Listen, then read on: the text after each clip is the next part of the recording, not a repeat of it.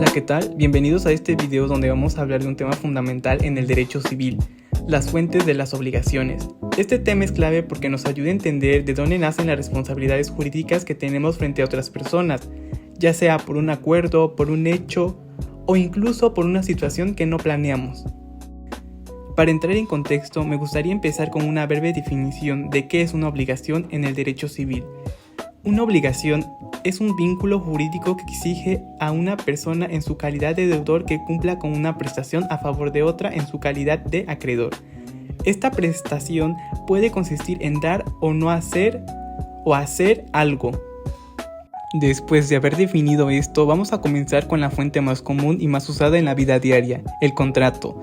Un contrato es un acuerdo de voluntades entre dos o más personas, mediante el cual se crean, modifican, transmiten o extinguen derechos y obligaciones. Para que exista se necesita de dos elementos esenciales, el consentimiento y el objeto. El consentimiento, en pocas palabras, es la coincidencia de dos voluntades, tú quieres vender y yo quiero comprar. El objeto, por su parte, puede ser una cosa, un servicio o una conducta que implique dar, hacer o no hacer algo. Por ejemplo, cuando rentas una casa, cuando contratas internet, cuando compras un celular o cuando firmas un contrato laboral. En todos estos casos, tu obligación nace porque tú quisiste, porque lo acordaste con alguien más. Por eso se dice que el contrato es una fuente voluntaria y bilateral, es la base de la mayoría de las relaciones jurídicas. La segunda fuente es muy importante, la declaración unilateral de la voluntad. A diferencia del contrato, aquí solo interviene una persona, pero aún así se generan obligaciones. Esto ocurre cuando alguien expresa públicamente una voluntad que la ley reconoce como suficiente para obligarlo. Por ejemplo, una promesa de recompensa. Si alguien dice ofrezco 10,000 pesos a quien encuentre a mi perro, esa persona queda obligada.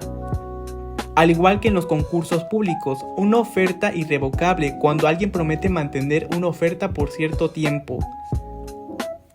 Lo importante es que aquí no hay un acuerdo entre dos personas, la obligación nace de una sola declaración que la ley reconoce. La tercera fuente de las obligaciones, el enriquecimiento ilícito. Y aquí la idea es muy simple, nadie puede beneficiarse injustamente a costa de otra persona. Esta fuente aparece cuando una persona se beneficia y otra se empobrece, y no existe ninguna justificación legal para ese beneficio. Por ejemplo, si a tu cuenta bancaria se depositan por error 15,000 pesos que no te pertenecen, tu enriquecimiento es injusto. Aunque no hayas hecho nada para obtener ese dinero, la ley te obliga a devolverlo. La finalidad del enriquecimiento ilícito es restablecer el equilibrio patrimonial y evitar abusos.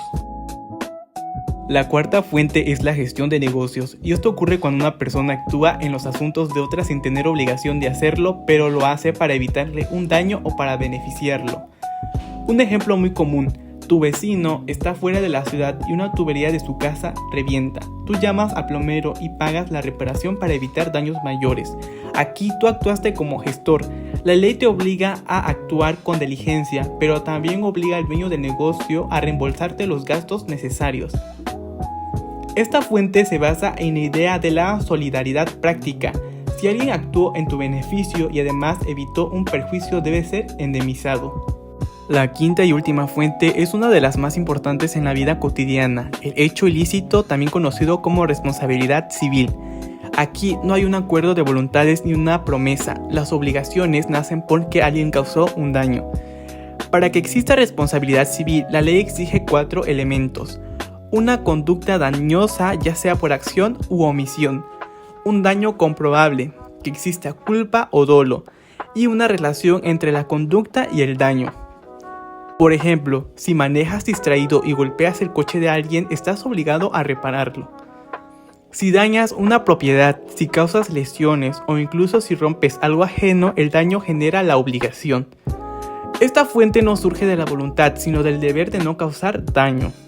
Como podemos ver, las obligaciones no solo nacen de contratos, también surgen de actos unilaterales, de decisiones espontáneas, de errores, de beneficios injustos o incluso de situaciones donde una persona causa daño a otra. Comprender las fuentes de las obligaciones nos permite entender cuándo estamos obligados jurídicamente, por qué y qué consecuencias generan nuestras acciones.